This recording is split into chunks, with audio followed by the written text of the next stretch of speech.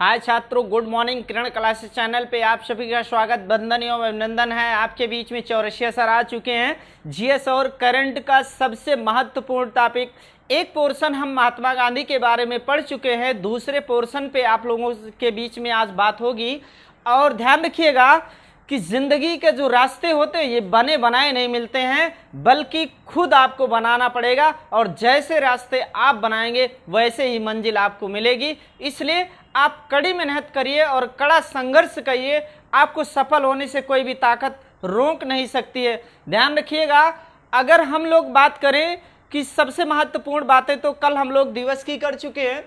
जैसे मई दिवस पढ़ चुके हैं, जून दिवस पढ़ चुके हैं और अप्रैल के दिवस पढ़ चुके हैं। आज इसी कड़ी में हम लोग पढ़ेंगे मार्च महीने के महत्वपूर्ण दिवस। तो आइए हम सभी प्रारंभ करें और मार्च महीने के दिवस की बात करें।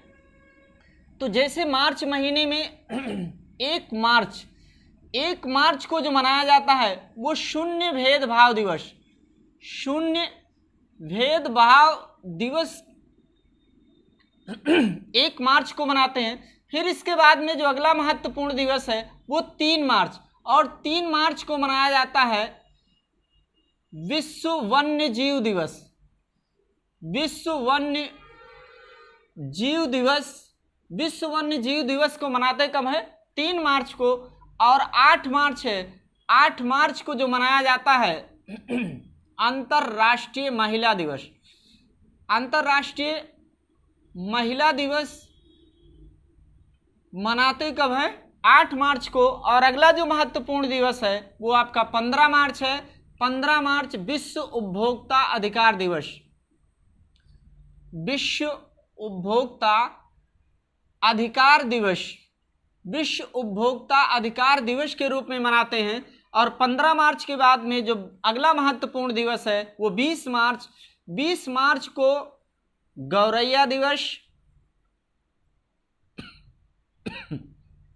गौरैया दिवस या खुशहाली दिवस, खुशहाली दिवस, ये 2 दिवस मनाया जाता है इस दिन। 20 मार्च को गौरैया दिवस और खुशहाली दिवस।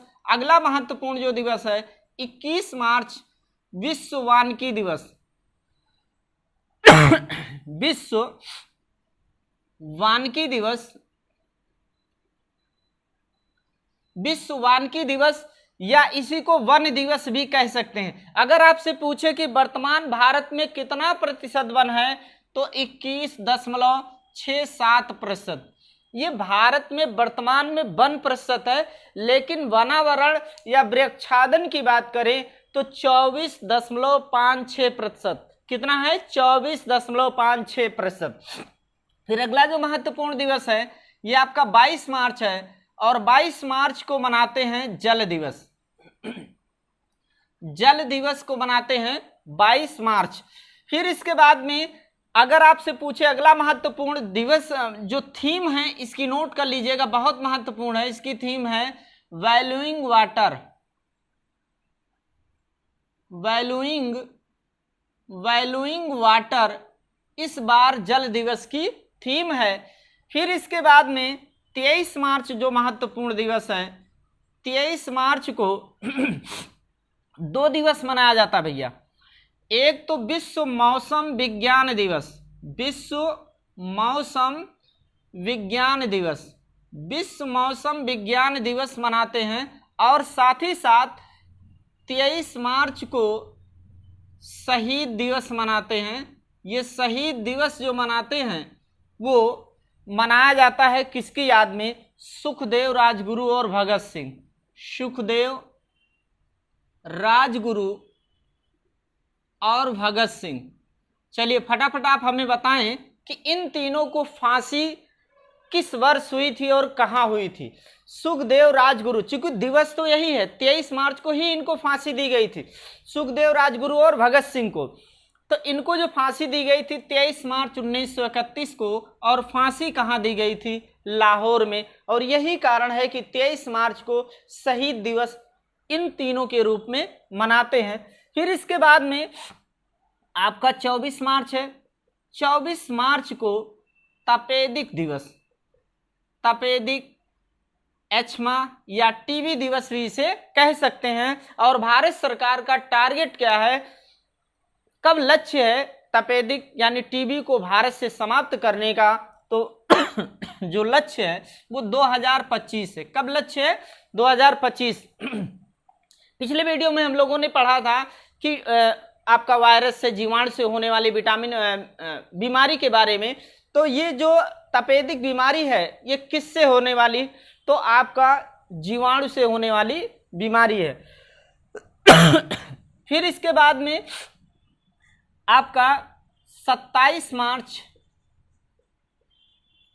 रंगमंच दिवस, रंगमंच दिवस या थिएटर दिवस या सिनेमा दिवस के रूप में मनाते हैं। तो ये मार्च महीने का इतना ही महत्वपूर्ण दिवस है जो एग्जाम में पूछा जाता है। 1 मार्च शून्य भेदभाव दिवस है, 3 मार्च विश्व वन्य जीव दिवस, 8 मार्च अंतर्राष्ट्रीय महिला दिवस, 15 मार्च विश्व उपभोक्ता दिवस, 20 मार्च गौरैया दिवस या खुशहाली दिवस, 21 मार्च विश्व वानिकी या वन दिवस, 22 मार्च जल दिवस और इस बार की थीम क्या है, वैल्यूइंग वाटर। 23 मार्च को विश्व मौसम विज्ञान दिवस और 23 मार्च को ही सुखदेव, राजगुरु और भगत सिंह के शहीद दिवस के रूप में मनाया जाता है। और 24 मार्च को तपेदिक दिवस के रूप में मनाते हैं। और 27 मार्च को रंगमंच या सिनेमा दिवस या थिएटर दिवस कह सकते हैं, इसके दिवस के रूप में मनाते हैं। तो आइए हम सभी देखते हैं अब महात्मा गांधी के बारे में। तो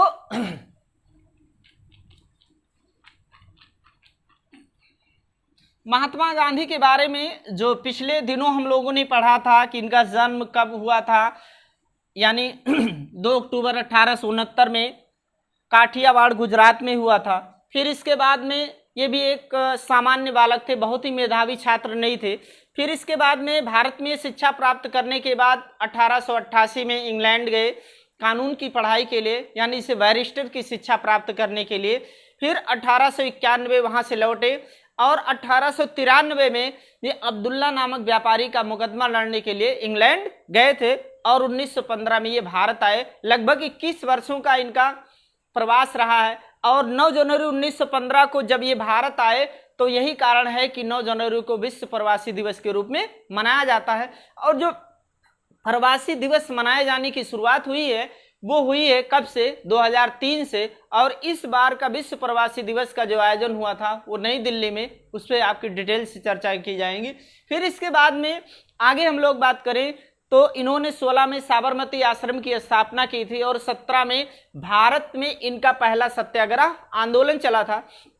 हाँ, 2-3 बातें हैं जो दक्षिण अफ्रीका से सबसे ज़्यादा पूछी जाती है कि दक्षिण अफ्रीका में जब गांधी जी गए थे तो 1906 में वहाँ पर इन्होंने सबसे पहले सत्याग्रह आंदोलन चलाया था। और इसके बाद में वहाँ पर एक पत्रिका पूछी जाती है जहाँ दक्षिण अफ्रीका में जो इन्होंने वहाँ पर संपादन किया था उसका नाम इंडियन ओपिनियन था। फिर इसके बाद में दक्षिण अफ्रीका में गांधी जी सबसे ज़्यादा प्रभावित किससे थे, लियो टॉलस्टॉय से थे। और उनकी पुस्तक पूछी जाती है लियो टॉलस्टॉय की, तो उनकी पुस्तक का नाम वार एंड पीस है। फिर इसके बाद में अगर आगे हम लोग बात करें कि गांधी जी जब भारत आए थे तो इन्होंने चंपारण सत्याग्रह आंदोलन में पहली बार प्रतिभाग किया था। और इसके बाद में आगे वहीं से हम लोगों को अग्रसर होना है। तो गांधी जी की बात करें तो गांधी जी चंपारण सत्याग्रह के बाद में 1918 यानी 15 मार्च 1918 को अहमदाबाद मजदूर मिल्स आंदोलन, अहमदाबाद मजदूर मिल आंदोलन हुआ था। और पहली बार गांधी जी इसी आंदोलन में भूख हड़ताल पर गए थे, क्योंकि जो मिल मजदूर जो चाहते थे कि हमारे वेतन में 50% की वृद्धि की जाए और जो मिल मालिक थे वो 20% वेतन वृद्धि पर सहमत हुए। लेकिन गांधी जी के सहयोग से जो सहमति बनी थी वेतन में वृद्धि की 35%, कितने वृद्धि हुई थी, 35%। और गांधी जी का भारत में ये पहला एक तरह से सबसे बड़ा आंदोलन था। फिर इसके बाद में अगला जो था ये तो अहमदाबाद मजदूर मिल हो गया। फिर इसके बाद में खेड़ा विद्रोह जो हुआ था खेड़ा विद्रोह, वो भैया 22 मार्च 1918 को, 22 मार्च 1918 को, ध्यान रखिएगा सन एक ही रहता है, बस इसकी डेट अलग रहती है। आप देखते होंगे एग्जाम में घटनाओं का क्रम सेट करने के लिए आता है, जो कि बहुत ही महत्वपूर्ण है। तो खेड़ा विद्रोह जो हुआ था वो 22 मार्च 1918 को, और ये खेड़ा विद्रोह जो किया गया था, इस समय अकाल सूखा पड़ा था और लगान किसानों से वसूल किया जा रहा था, तो किसान बेचारे कहाँ से अपना लगान देते, और इसी कड़ी में गांधी जी, विट्ठल भाई पटेल और 2-3 नेता आकर के फिर उसके बाद अंग्रेज मान गए और उन पर लगान उनसे नहीं लिया गया। फिर इसके बाद में इसी समय एक कानून आया था जिसका नाम था राउलेट एक्ट। राउलेट एक्ट कानून आया था। राउलेट एक्ट कानून जो आया था वो आया था 19 मार्च 1919 को। इसी को ही काला कानून कहा गया और इसी को ही बिना अपील, बिना वकील तथा बिना दलील वाला कानून भी इसे कहा गया, क्योंकि इस कानून के द्वारा किसी भी व्यक्ति को शंका के आधार पर गिरफ्तार किया जा सकता था। और इसके बाद में इसमें हुआ क्या कि पंजाब के 2 प्रसिद्ध नेता गिरफ्तार कर लिए गए थे, डॉक्टर सतपाल और सैफुद्दीन किचलू को, और इन्हीं को रिहा करने के लिए, छुड़ाने के लिए 13 अप्रैल 1919 को जलियांवाला बाग सभा का आयोजन होता है। और उस सभा में होता क्या है कि जनरल ओडायर ने गोली चलाने का आदेश दिया, हजारों की संख्या में भारतीय शहीद होते हैं। और उसके बाद में होता क्या है कि हंटर कमीशन का गठन होता है और उसमें सारे जो होते हैं दोषी वो बरी हो जाते हैं। आइए आगे देखते हैं। इसी सब के खिलाफ क्या करते हैं गांधी जी, जलियांवाला बाग के बाद गांधी जी ने एक उपाधि अपनी कैसर ए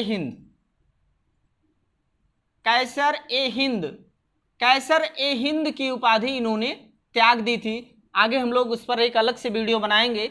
चूंकि रविन्द्रनाथ टैगोर ने सर की उपाधि और जमनालाल बजाज ने राय बहादुर शाहनी की उपाधि त्याग दी थी, तो गांधी जी ने कैसर ए हिंद की उपाधि त्याग दी थी। और इस सब के खिलाफ 1 अगस्त 1920 को असहयोग आंदोलन गांधी ने चलाया था। असहयोग आंदोलन गांधी जी द्वारा चलाया गया था और इसकी जो डेट थी 1 अगस्त 1920।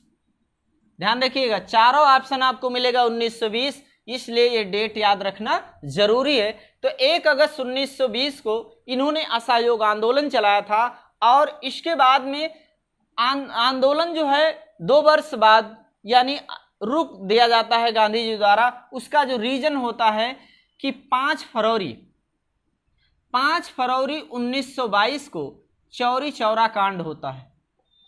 चौरी चौरा कांड होता है 5 फरवरी 1922 को, और ये स्थान कहाँ है, गोरखपुर में।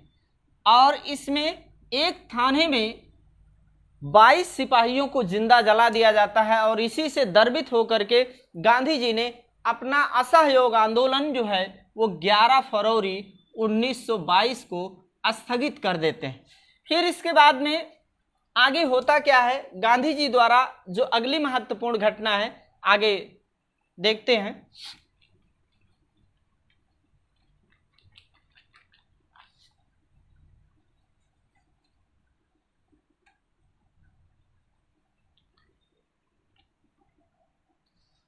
अगली जो घटना गांधी जी द्वारा महत्वपूर्ण है, नमक सत्याग्रह।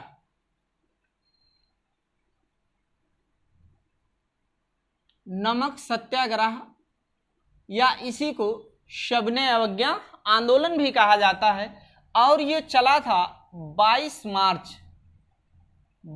मार्च 1930 से लेकर 6 अप्रैल 1930 तक ये चला था। और ये नमक सत्याग्रह आपका यही है, 12 मार्च 1930 से लेकर के 6 अप्रैल 1930 तक चला था और ये 24 दिन की यात्रा थी। कितने दिन की यात्रा थी? 24 दिन की यात्रा थी और ये साबरमती आश्रम से प्रारंभ हुआ था, साबरमती आश्रम से प्रारंभ हुआ था और डांडी तक गया था, इसलिए इसे डांडी मार्च भी कहा जाता है। और ये आपका यहीं पर नमक बना करके इस आंदोलन को गांधी जी ने स्थगित किया था। फिर इसके बाद में गांधी इरविन समझौता होता है। गांधी इरविन जो समझौता होता है, गांधी इरविन समझौता होता कब है? 5 मार्च 1931 को। 5 मार्च 1931 को गांधी इरविन समझौता होता है, गांधी जी और इरविन के बीच में होता है, यानी द्वितीय गोलमेज सम्मेलन में प्रतिभाग करने के लिए समझौता होता है, जिसे गांधी इरविन समझौता कहा जाता है। और द्वितीय गोलमेज सम्मेलन में गांधी जी ने प्रतिभाग किया था। पूछा जाता है कि गांधी जी किस गोलमेज सम्मेलन में प्रतिभाग किए थे, तो द्वितीय गोलमेज सम्मेलन में गए थे, यानी किस वर्ष गए थे? 1931 में। और ये भी गोलमेज सम्मेलन गांधी जी द्वारा जैसे असफल घोषित कर दिया गया था।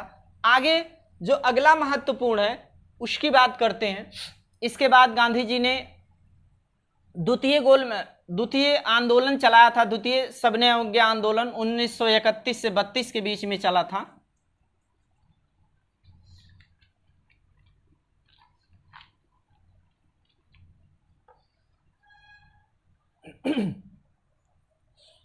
फिर इसके बाद में गांधी जी ने पूना पैक्ट किया था। और ये पूना पैक्ट जो हुआ था, यानी 26 सितंबर है, 26 सितंबर 1932 के बीच में हुआ था पूना पैक्ट। पूछा खूब जाता है किसके बीच में हुआ था पूना पैक्ट, तो गांधी जी और भीमराव अंबेडकर के बीच में हुआ था पूना पैक्ट 26 सितंबर 1932 को। 80 की सीटों को लेकर के बात हुई थी, इसमें सीटों में वृद्धि की गई थी और दोनों की सहमति भी बन गई थी। फिर इसके बाद में अगला अगर यहीं पे बात करें, वर्धा शिक्षा योजना, ये भी गांधी जी द्वारा ही लाई गई थी, वर्धा शिक्षा योजना। और आई कब थी? 1937 में। और इसमें हुआ क्या था कि प्राथमिक स्तर पे जो शिक्षा का माध्यम होगा वो निःशुल्क होगा। और ध्यान रखिएगा, अगला जो गांधी जी द्वारा महत्वपूर्ण कार्यक्रम था वो व्यक्तिगत सत्याग्रह,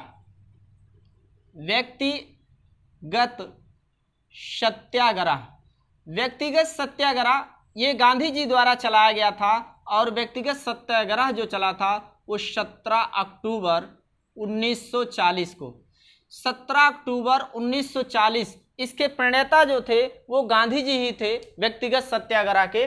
और इसके बाद में प्रथम सत्याग्रही पूछता है, प्रथम सत्याग्रही कौन थे? विनोबा भावे।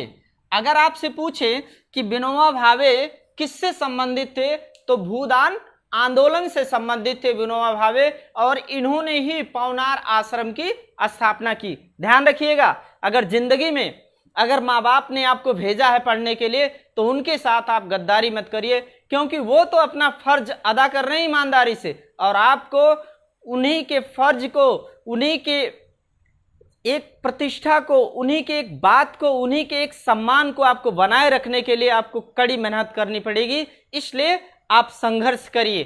तो आइए, तो विनोबा भावे यानी व्यक्तिगत सत्याग्रह चलाया गया था किसके द्वारा? गांधी जी द्वारा। और प्रथम सत्याग्रही कौन थे? विनोबा भावे थे। फिर इसके बाद में आगे अगर हम लोग बात करें तो भारत छोड़ो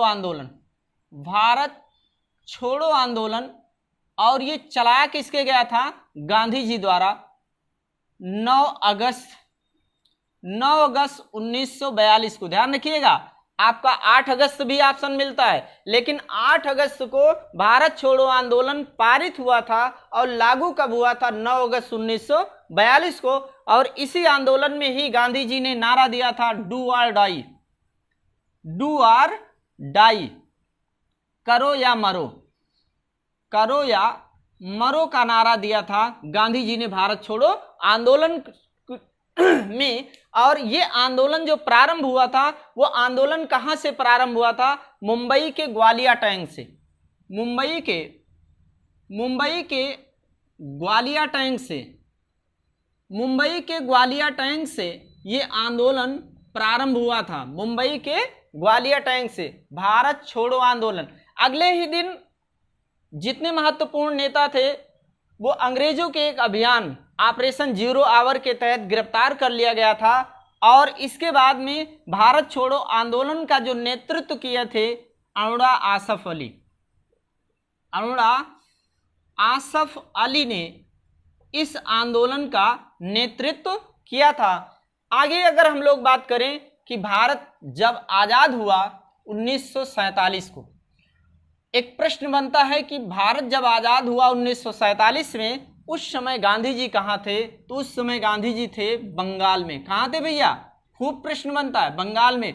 क्योंकि उस समय हिंदू मुस्लिम दंगे खूब हो रहे थे बंगाल में, और इसी को शांत करने के लिए गांधी जी कहाँ थे? बंगाल में थे। फिर इसके बाद में इनकी गांधी जी की अंतिम कड़ी पर हम लोग आते हैं, यानी 30 जनवरी 1948 को ये अक्षरधाम मंदिर में जा रहे थे पूजा स्थल पर, और वहीं पर नाथूराम गोडसे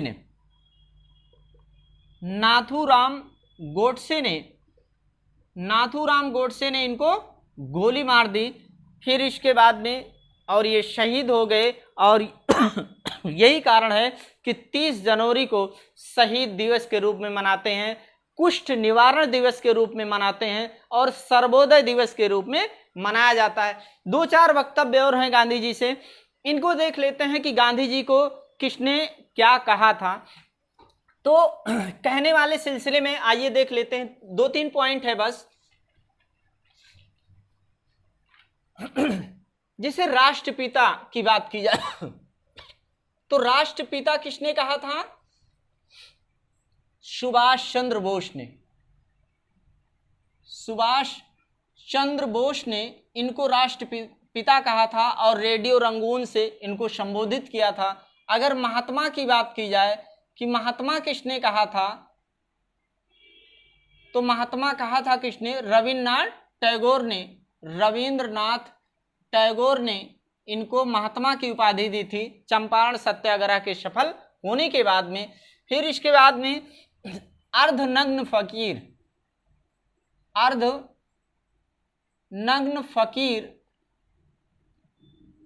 इनको विंस्टन चर्चिल ने कहा था द्वितीय गोलमेज सम्मेलन के दौरान। फिर इसके बाद में इनको बापू किसने कहा था?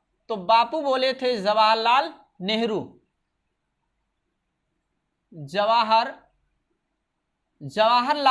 नेहरू ने इनको बापू कहा था। फिर